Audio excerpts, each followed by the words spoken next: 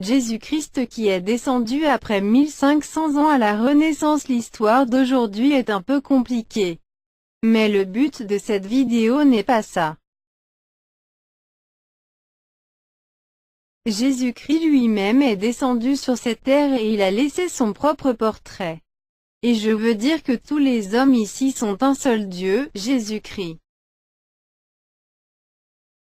S'il vous plaît, jetez un œil à Saint Jérôme. L'homme dans la peinture de Saint Jérôme par Léonard est Dieu ou Jésus-Christ lui-même.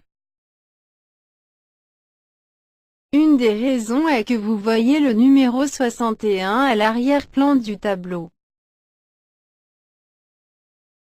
On dit que ce tableau est celui de Saint Jérôme, car il y a un lion devant lui. Mais ce n'est pas correct. Le numéro 61 représente Dieu dans la gématria juive. Une autre raison est que cet homme a une pierre dans la main droite. Seul Dieu peut avoir une pierre et lancer une pierre pour condamner les autres.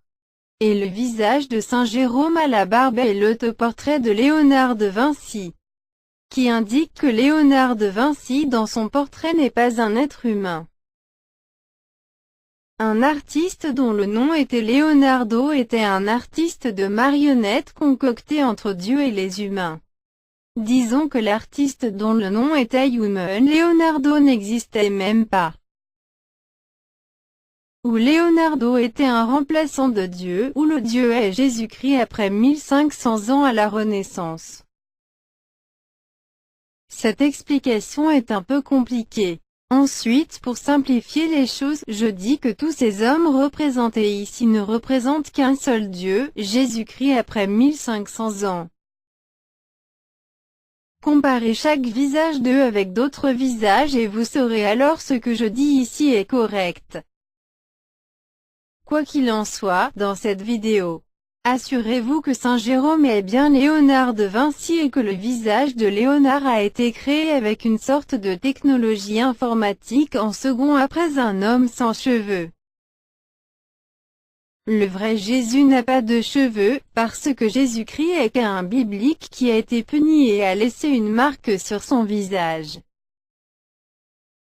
Caïn a tué Abel dans l'Ancien Testament.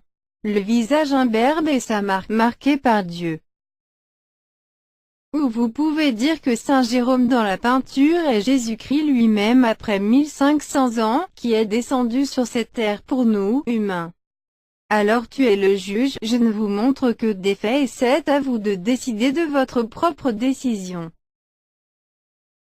Rendez-vous tôt sur mon site web et restez tard avec moi pour de plus amples informations, pour lesquelles je vous remercie beaucoup.